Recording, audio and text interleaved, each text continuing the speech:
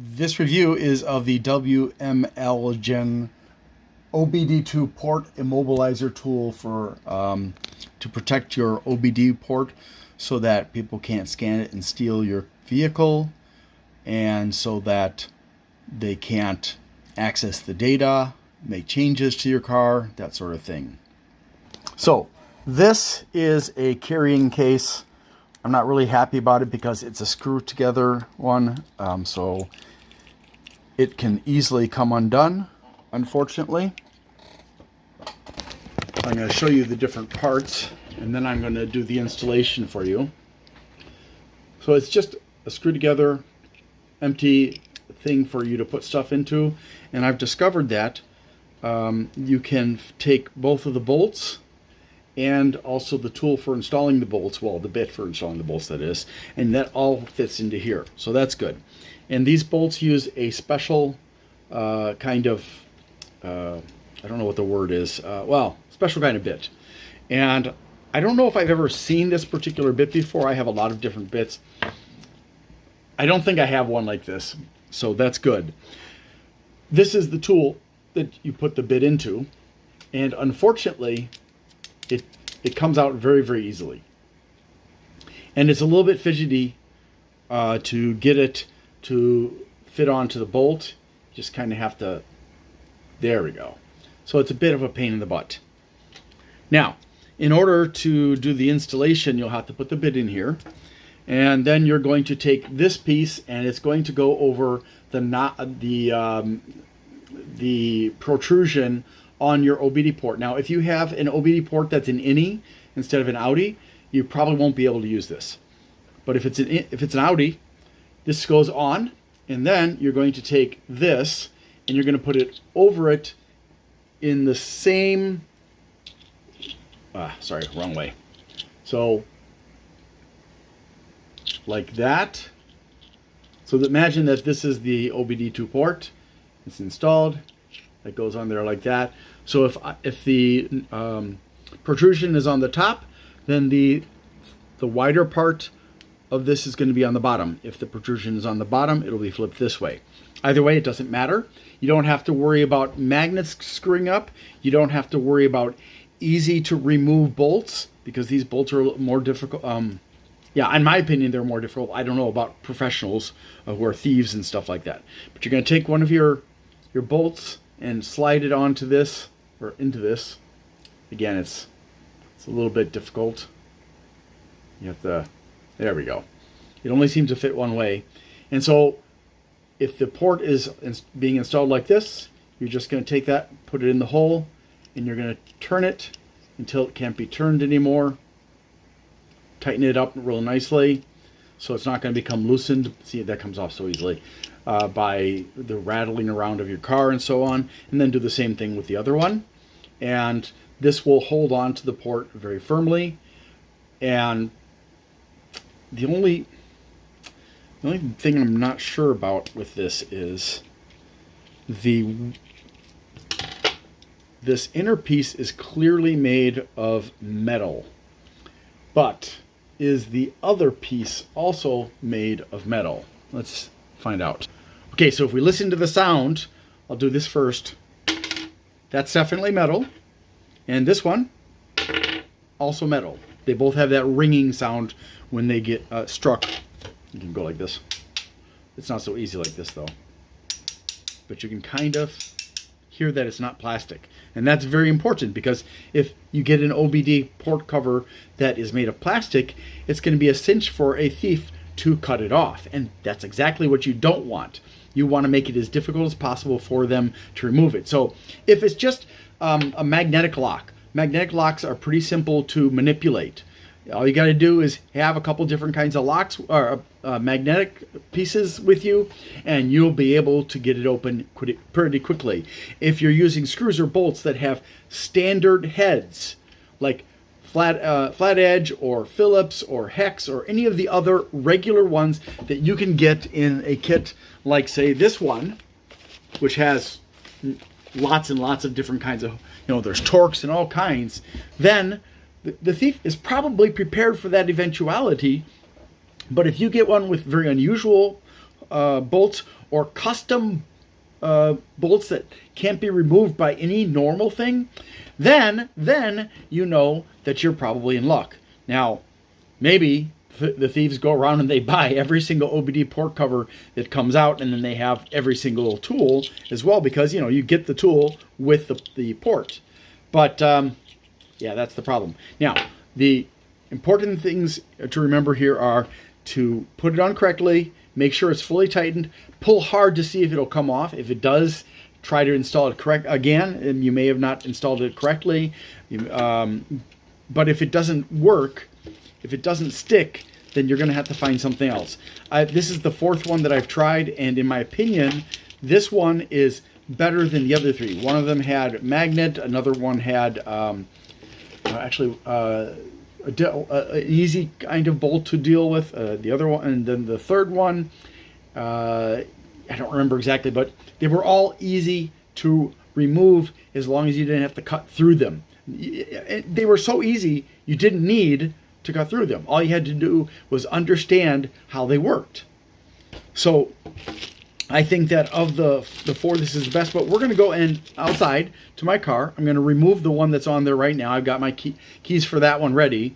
So, and this is the reason I say that this one that one was better, because it has this special little key, but this key really isn't that special. That's a very basic key that you should be able to get anywhere.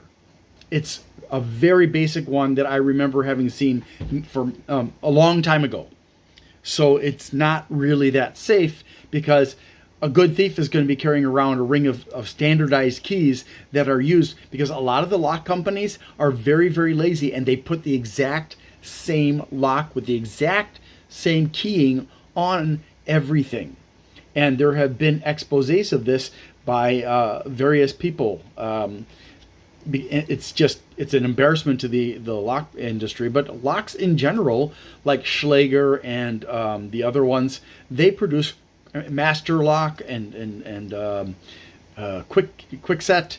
They produce locks that are in general garbage. They will not stop anybody who has even a basic jiggling tool or a bump key or something like that, because they're lazy and they don't care. They only care about getting your money. So let's go outside and try to install this. It shouldn't be hard, but we'll see. And just so you know, the one that I'm going to be removing is this one. And this is the brand XYKZRA. And it's sold by Sick and Turn. And yeah, so let's go find out about this new one. Okay, so there it is. I'm going to remove that, which the most difficult thing about doing this is the position of the port. It's awkward to get at. All right.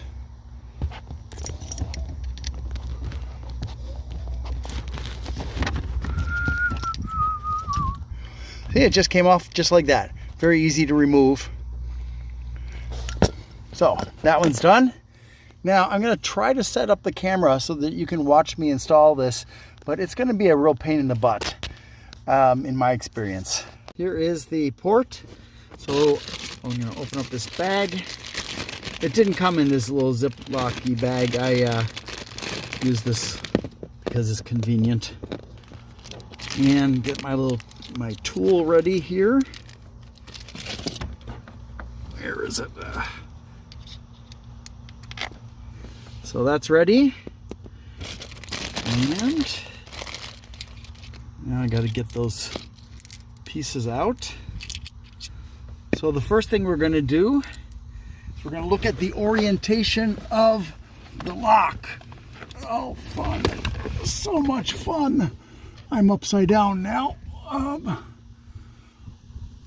So the protrusion is on this side, which is going to make this more difficult, because now I'm going to have 5 hands to do this, which is freaking annoying. But you know, thank you, Honda. Okay, I'm going to load up a bolt so I can try to get this done as easily as possible. God, the bolts only fit one way. which makes it more difficult. All right.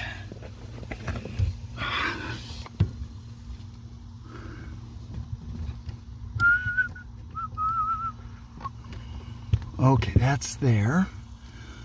And then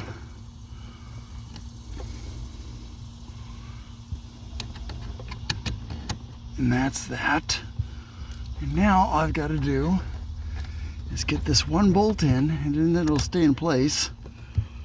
Hopefully you can see this well with my fat hand in the way. There's one. Oh no!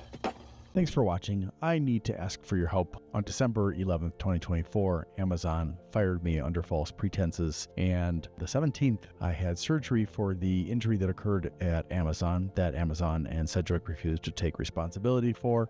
So it's coming out of my pocket and my insurance company's pocket. That means I'm unemployed and I will not be getting short-term disability from Amazon or from Sedgwick. So my financial situation is a bit of a problem right now. If you would like to help me, there are some things you can do. Number one, you can like, subscribe, share, comment, and turn on notifications on my channels.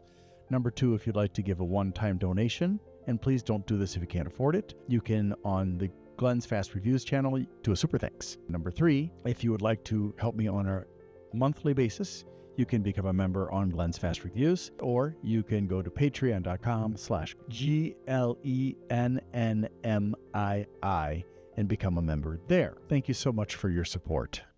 All right, got the one on. Now I just need to get the other bolt in place. And as you can see, from here, I've got to turn it until I get the right. Oh my gosh. What the heck?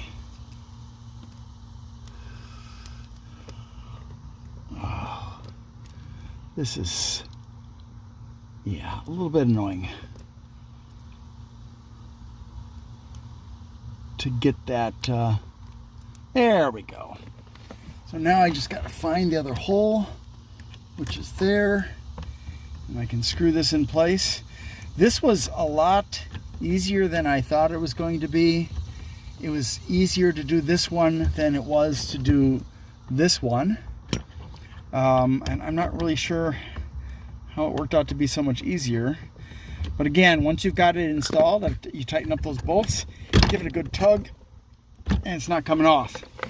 So,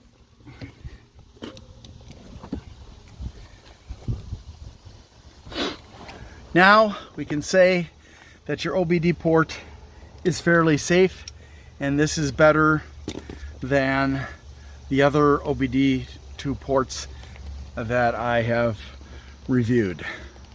Thank you so much for watching. I hope this has been helpful. Have a great day. One point on these parts, the tool and the bit and the cartridge, I would suggest putting the bit in the cartridge and then put all of this in a plastic bag and store it somewhere safe. Now, if you're going to put it in the car, put it where people are not going to look. So don't put it in the trunk, don't put it in the glove box, put it somewhere concealed that criminals will not think to look. Don't put it in the arm between the seats or anything like that. It's got to be somewhere that, you know, they're not going to look in the change slot or anything like that. Otherwise, they're going to get it and they're going to get access to your car and steal it or hijack the data or whatever it is they're trying to do. And believe me, I've had experience with people abusing my OBD2 port for nefarious purposes. An ex-employer actually did that. I'm not sure what they were doing. I think maybe they were like monitoring my movements or something like that. But yeah, it happened a few times. And of course they denied it. Anyways,